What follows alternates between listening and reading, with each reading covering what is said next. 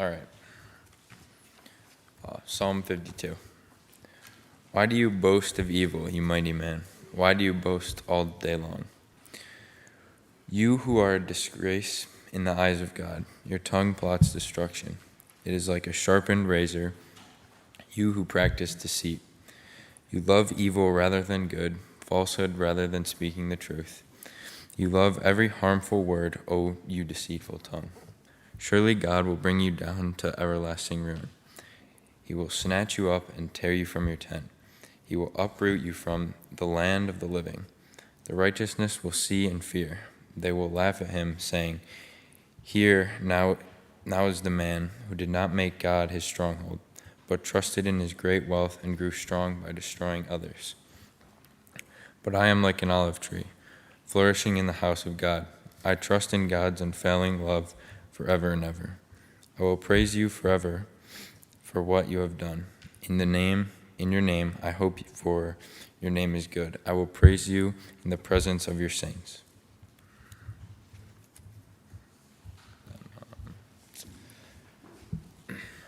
Luke 10:38-42. As Jesus and his disciples were on their way, he came to a village where a woman named Martha opened her home to him. She had a sister called Mary who sat at the Lord's feet listening to what he said. But Martha was distracted by all the preparations that had to be made. She came to him and asked, Lord, don't you care that my sister has left me to do the work by myself?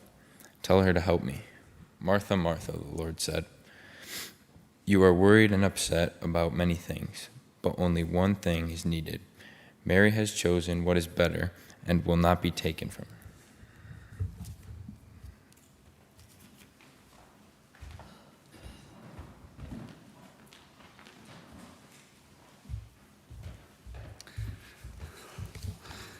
Good morning. I just feel like I go home and take a nap. I'm a little exhausted already. But I'm so thankful to see everyone today after my trip to Philadelphia.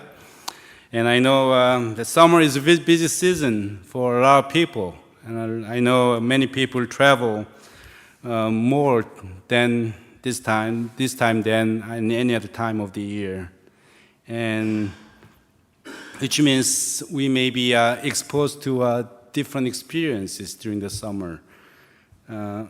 So where we miss those who are absent today, but we hope and pray that we all feel like this place and time is our spiritual home when we return to this place in this time. And especially during the summer, let us make our worship more meaningful and more enjoyable and more pleasing to God, so that all the people present in our worship can sufficiently drink the living water that our Lord Jesus Christ provides to us. Now let's all rise and share our greeting for one another. So let me start my sermon with a joke.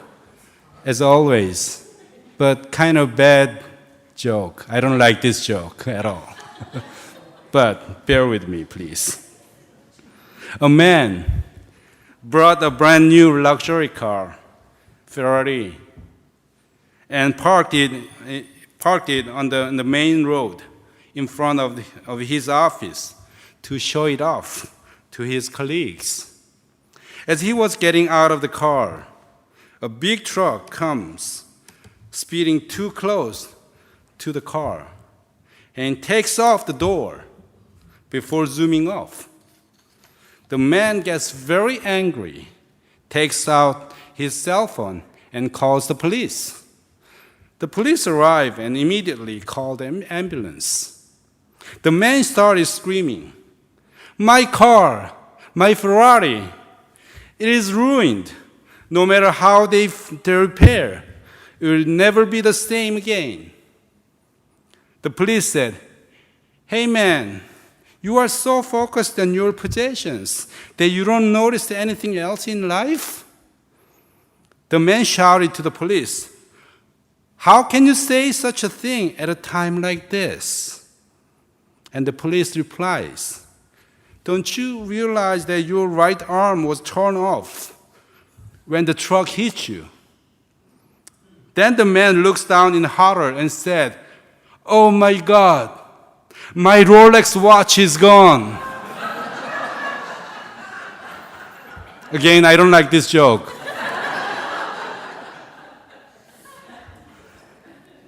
This is one of the scary but funny campfire stories you tell your friends.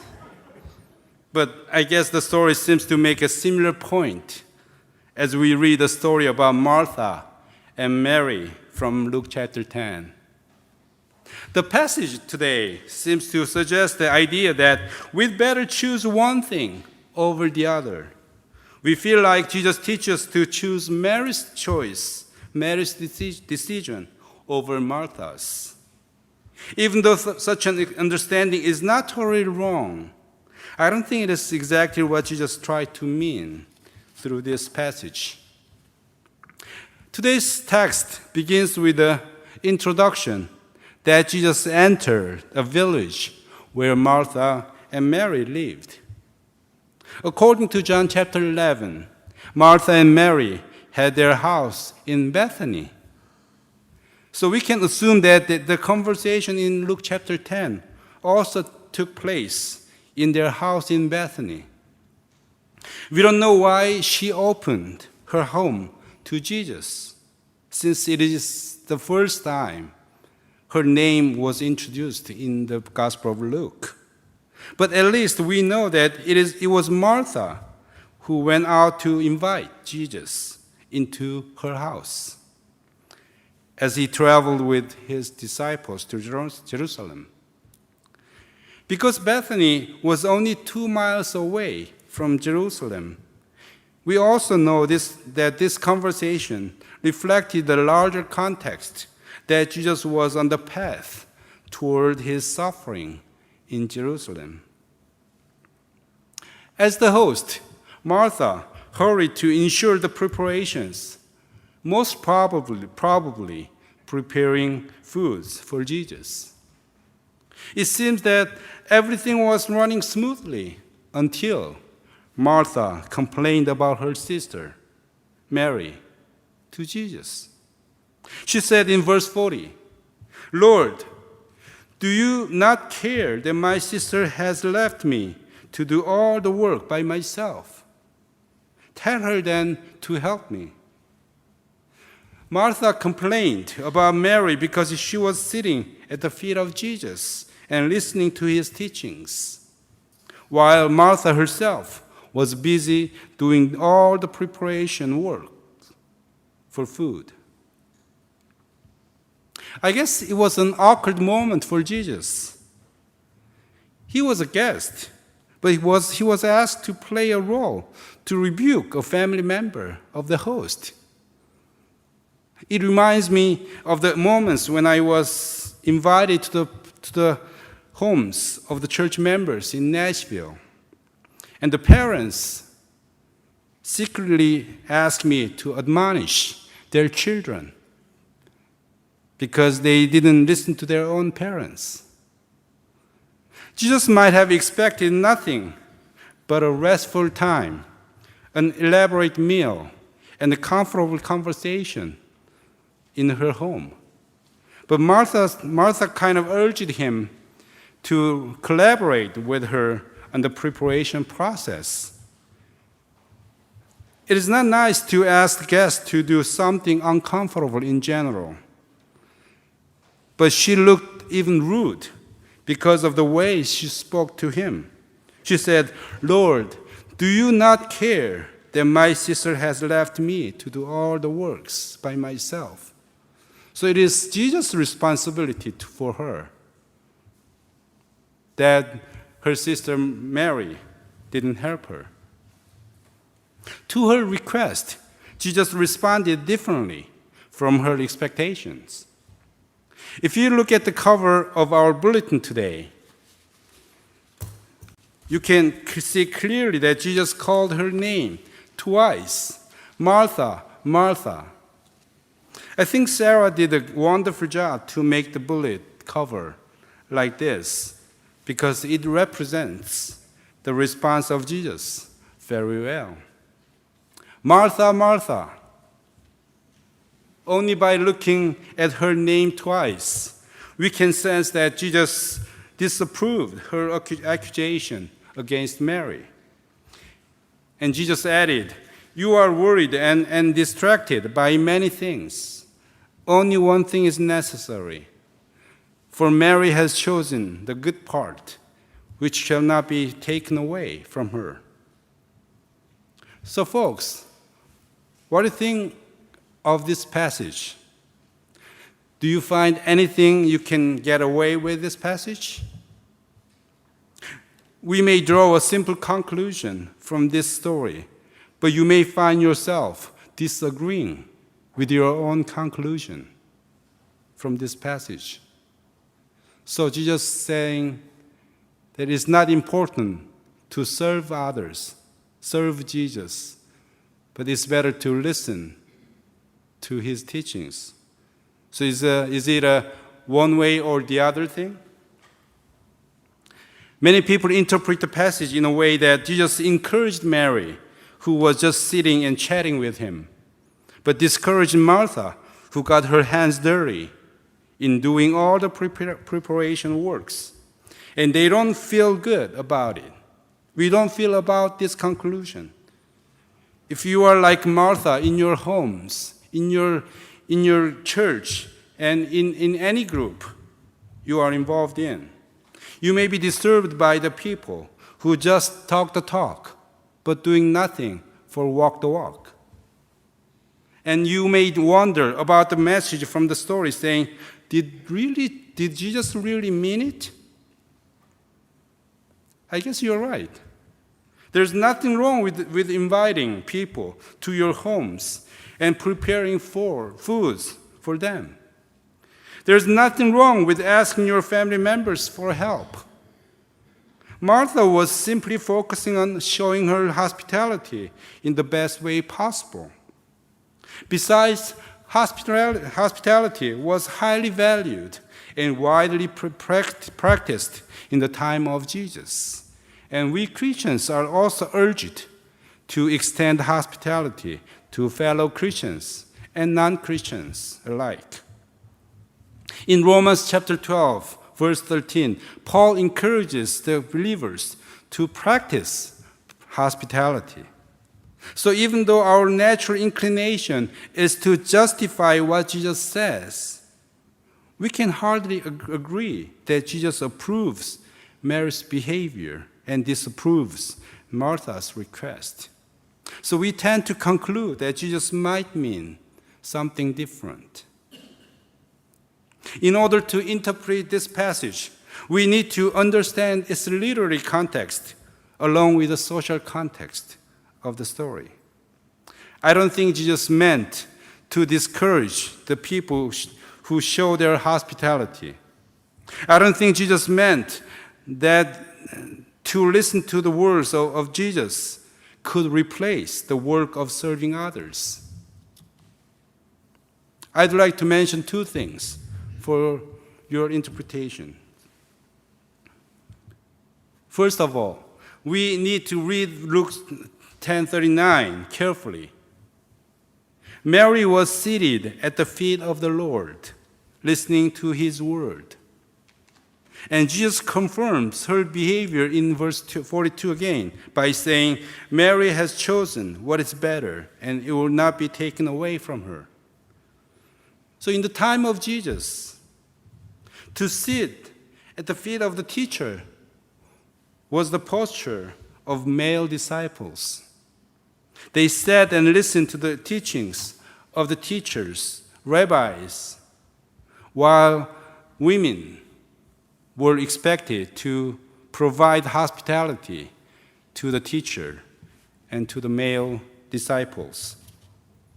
Many New Testament scholars suggest that this passage should be understood as Jesus breaking the social norm of his time and empowered women to consider themselves as the disciples of Jesus. For example, a couple of chapters before, in chapter 8 of Gospel of Luke, Jesus' mother and brothers came to see him, and someone told him that your mother and brothers are standing outside, wanting to see you. Then Jesus replied in Luke chapter 8, verse 21, like this: My mother and brothers are those who hear God's word and put it into practice, which implies that female followers could be seen as his own mother. So today's passage is not simply about the choice between hospitality and listening, but more about how to go beyond the social norms in order to be the disciples of Jesus. Secondly, our literary context supports this idea as well. Right before today's passage, we can read the parable of Good Samaritans. I heard the sermon of Pastor Moore last week, and he mentioned about this parable a little bit. But as you may know, it is about the traveler who is stripped of clothing, beaten, and left half dead alongside the road. First, a priest, and then a Levite comes by, but both of them avoid the man. And finally, a Samaritan finds him and helps the injured man. This is the parable, right before today's text. You may consider that both the priest and the Levite were hypocritic, that they ignored the wounded man. But it is just our interpretation. Jesus, if you read the parable carefully, Jesus did not analyze their behavior like we do. Jesus only mentioned that they passed by him on the other side of the road, which means they maintained the distance from the man, most probably because they were concerned about being defiled by the corpse or the blood of the injured man, which was the norm of the Jewish community at that time. It was the social code of the purity law, and the priest and the Levite were the ones that play a leading role to promote the social code. But Jesus challenged it with one question in Luke chapter 10, 36. Jesus asked the question, which of these three do you think proved to be a neighbor to the man? This question is very significant because the parable Jesus told, the Good Samaritan story, Jesus told to a man who asked the question, who is my neighbor? The original question was, who is my neighbor? But Jesus replied with another question, who do you think proved to be a neighbor to this injured man? The priest and the Levite thought they were the host to make decision whether or not to take care of the man. And they have their own purity law. But Jesus pointed out that the injured man was the one who dictated the situation. He was the host, and they were responders. This injured man is the host of the situation, and the Levite and the priest were the responders. The next passage after today's story is about what we call the Lord's Prayer. And here, Jesus teaches the priority of our life as his disciples. His disciples are supposed to pray for God's name to be glorified and God's kingdom to be manifested before they pray for their daily bread. They are supposed to forgive their debtors before praying for their debt to be forgiven. So we can conclude that Jesus taught Martha not to lose her focus on the word of Jesus, even when she did the important work of hospitality. Jesus requested her not to be distracted by her busy works and many urgent things, but to hold on to the teaching of Jesus. If we fail in this, we may be able to keep our purity law, but fail to help the injured man like the priest and the Levite. If we lose our focus, we may end up praying for our daily bread without the desire to see the glory of God being manifested in the world. As you know, I spent a number of days in North Philadelphia last week to help the BVS there that took place in the street called Uber Street. The name of the street is Uber Street. And the pastor living there, when he called the Uber taxi, and the driver said, "Where to?" And then he said, "Uber Street." And what? Are you driver too?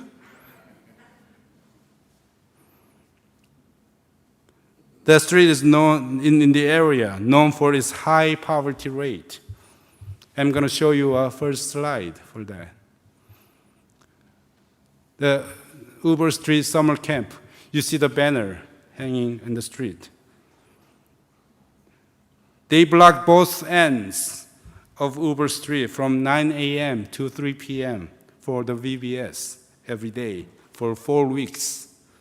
As you can see, the name of the VBS is called Uber Street Summer Camp, and it lasts for a month. The neighbors were very cooperative. An old black woman was like a boss in the street, boss of the street. And if kids fighting took place, she quelled the fighting immediately by yelling at them. And other moms and grandmoms helped the event as well by distributing lunch boxes that was provided by the city and providing cold water to the kids and to the staff. The city supported the camp with free lunch boxes for the kids.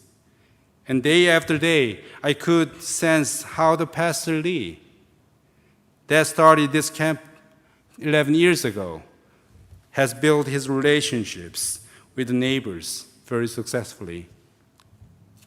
And the next slide will show you a typical day start. Typical day began with sweeping the street by the volunteers before the kids' time. There were kids that wanted to do it themselves. So you can see one kid sweeping the street as well. And many kids already in the right picture, you see many kids already came out to the street before the program started for the day. And next slide will show you, the beginning of the program for any given day. In the morning, they sang the contemporary hymns together with dancing. One of which was a banana song that we sang together today. Kids love to sing and dance, especially small kids. Big kids were not so much into it, but they were cooperative. In the right corner, you can see a big white guy and tall guy. His name is Grant. He did his pastoral internship under the Pastor Lee. And then he became committed to this ministry after graduation. So he committed himself to this program and to the church that runs this program for 3 years. And next slide will show you that there were many group activities divided by age groups, ranging from crafts to daily Bible study, to group play, to whatever group activities. Each age group had at least 2 staff members and 2 volunteers. And the next slide will show you another group activities, the picture of kids doing their crafts in the pictures. I'm standing in the right corner in the upper picture. You can't see my face, but you see my body. I was talking to the pastor of the church that sent 17 volunteers for the week. Every Wednesday, and next slide, every Wednesday, the kids go to swimming pool. That is about an hour and a half away by bus. And in normal days, there were 80 to 100 kids coming to the camp. But on this specific pool day, there were over 130 kids going to the pool. They loved the pool. And next slide will show you that there was special presentations like puppet play by the staff and the volunteers. And you may be amazed how quiet they become during this time. And next slide, there were other volunteer groups too that came to entertain the kids and taught them special skills. And these are the pictures for the martial art training. But there are other events like teaching them about digital camera and dancing and balloon art skills. And the last slide, the volunteers in the left picture for that week came from a church in Boston. And the Pastor Lee told me that there are other weeks, volunteers come from LA, Virginia, and other places as well. You see Pastor Lee's picture in the middle, the smallest one in the right picture. And as I close my sermon today, I would like to tell you about the feelings I had during the VBS, which also reflects the lesson we learned from today's passage. One day during the week, there was a mom who broadcast the event in real time through Facebook Live. I didn't know how many people were watching her, but she broadcast everything happening in the camp. She even interviewed me about the details of the camp, which I couldn't tell much. But I heard her saying to her audience like this: "Hey, there are Korean people and some white folks came to the street to run the camp." There were many other moments that I felt my eyes were opened. But what she said to her audience was absolutely one of them. I had thought that we were the host of the camp, and the kids and the neighbors were the guests. The staff and volunteers planned the program and practiced the songs and dancings for months before they came to the site.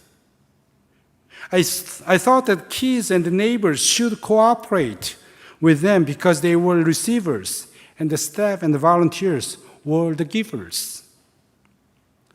But I realized that the staff and the volunteers were the guests from their point of view. It was their homes, it was their street. We did our best, but it was up to them how to accept the program and the volunteers.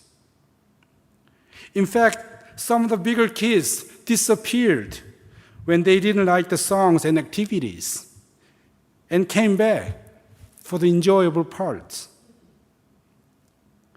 And we couldn't control them. We just tried to be nice and engage with them. After all, we were entering their world with love and compassion. It's their homes and their street. This is the problem of Martha in today's passage. In verse 40, she said, "Lord, do you not care that my sister left me to do all the work by myself?" As if she blamed Jesus for making her situation more difficult. She was so focused on her own work and she was so focused on how much she worked hard, rather than focusing on what Jesus, the guest, really wanted to do. In a sense, she didn't know that Jesus was not just the guest, but also he was the host in that moment. This is what I found during the camp. They are not the guest, not just the guest, but also the host. And this afternoon, some of us will go to downtown to serve the people with foods. Bria and other youth kids have prepared this event with the parents and adults in Mendon Church. And as a pastor, I'm so excited and proud that we have desires to serve people for local missions and for overseas missions. But we need to remember today's passage. Wherever we serve the people, we are not only the host, but also the guests. We are entering into their world, their time, their relationships. We should not be disappointed or frustrated even when they respond to us or behave differently from our expectations. We are called to help and serve them, not to control or dictate their world. Martha didn't realize this, and she didn't realize that she was not just the host, but she was also the guest of Jesus Christ in that moment. She didn't realize that Jesus was not only the guest, but also the host of the moment. Let us keep this in mind when we serve the Lord and serve the people. We are so focused on how much we try,